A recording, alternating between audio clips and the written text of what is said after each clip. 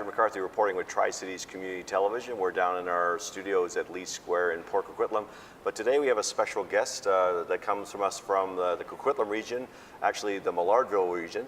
Madame Dumas, thank you very much for coming into the studio. Pleasure. And I know you are an executive director of the Societe de Francophone. Executive and artistic director of Societe Francophone de Maillardville. On the Festival du Bois, if you could just update people on that annual event. It's a Francophone festival, but it's not all in French, so people who do not speak French should not stay away. They should still come. It's about a celebration, first and foremost, of French-Canadian culture, but we've always, for many, many years now, have included also a world reality also with music and different components that are offered. It's also, it's a family event because it's about families coming with their kids having great time with buskers, with shows for children, activities for children, and there's stuff also for mom and dad to come and enjoy. Great meal, good French-Canadian food, tourtière, and things beyond poutine. There is. I love poutine. Well, I know, but there is stuff more than poutine. So, you know, having a real French-Canadian fair there and having fun, listening to great music, meeting with great community people. I think that's what the event is all about. It's about a sense of belonging to this specific community. And to me, when I look at Festival du Bois and I look at other festivals happening around Greater Vancouver and even in Vancouver, we're a smaller reality, but we're still a reality that people are very interested in.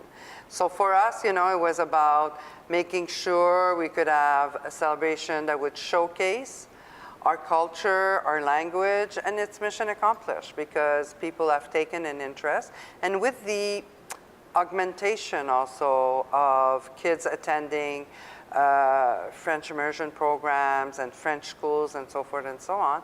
So the interest has grown over the years. So this has been a very positive thing for the community. Yeah, for me anyways, I always find it odd sometimes that people go on these transfers to Quebec. But when you go to the Festival du Bois, it feels like you're in Quebec. I mean, yes, you don't have to speak always French, but there's a lot of people who are pure French as their main language, and it's a cultural experience for sure. The question about the history, I mean, for us, and I was one of those folks who wasn't too aware of the deep history of the French culture within Maillardville in the Tri-Cities. Just real quick, if you just remind people about that. I think Maillardville was first and foremost people that came from the province of Quebec and somewhat around the Ottawa region also. But in the 50s, in the 40s and 50s, you had a lot of migration. People, Francophones coming from Manitoba, Saskatchewan, and Alberta that came and settled here. So I think it's normal that people associate Festival du Bois to Québécois reality, but to me, it's not about Québécois reality. It's about French-Canadian reality. So I think that's what we should be thinking about it. Because even BC has had large communities and people that have come and are French Canadians. So to always associate everything that's French to either Quebec or France is a mistake because French is everywhere in Canada.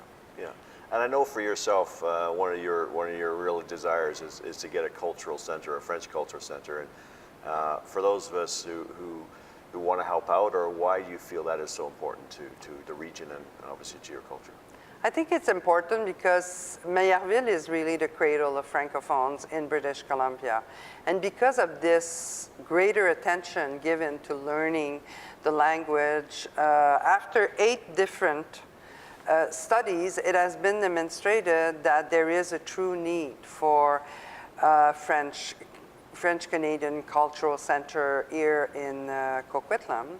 And those answers don't come from French Canadians. Those answers come from the Chinese community, the Korean community, the Iranian community, because they want to see their kids have an opportunity outside of school to come and do things in French on weekends, during evenings, you know, I mean, really have a place that you can say, like me, when I wanted to learn Italian, I went to the Italian Cultural Center. That's where I went. You know, to me, I wanted the real deal. So for people to sense that our center would be the real deal, because we're not a fake French center. We could be the true reality of what French is all about.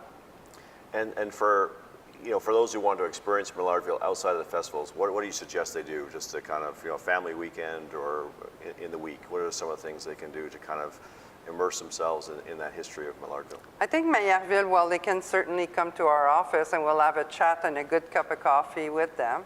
There's no doubt, but there's events throughout the year. You know, we have a Saint Jean-Baptiste celebration, which is the celebration, a national celebration of French Canadian across the country. So across the country, people celebrate their French heritage every June 24th. June 21st, we have the First Nation, then we have the French Canadian, and then you have Canada Day. So there's all these opportunities that exist out there. And for us also in September, we always have a celebration which is called Les Fêtes de Maillardville. So it's another way for us to showcase our culture, our community, and to do things in French once again. And at our center, our small center that we have right now, we always host people for different things. Yesterday we had an activity with Francophone immigrants from around the world that came and shared an afternoon with us, and there was a workshop on how to deal with the stressful reality of being an immigrant in a new country. So that was interesting. So that's what we hope to be able to bring to people. But our space is limited. It's better than it was, but it's still not what it should be. And hence why we feel it's really needed to expand and have a real reality where culture, Francophone culture, can be celebrated. So where can people either volunteer or donate or help out? Is there Well, they can verify our website, www.maillardville.com, or they can call our office at 604-515-7070. And any way they want to help, if they want to donate millions of dollars to build that cultural center, wouldn't that be nice? Or if they just want to donate their time, which is just as important to us, we would appreciate that. Well, I thank you very much for your time. Thank you. And all the work you're doing. Thank you very much. So this is, again, Patrick McCarthy from Tri-Cities Community Television. If you're looking for some French culture in your life, drop down to Maillardville. They have some museums as well as Mackin House. So there's always something to do there.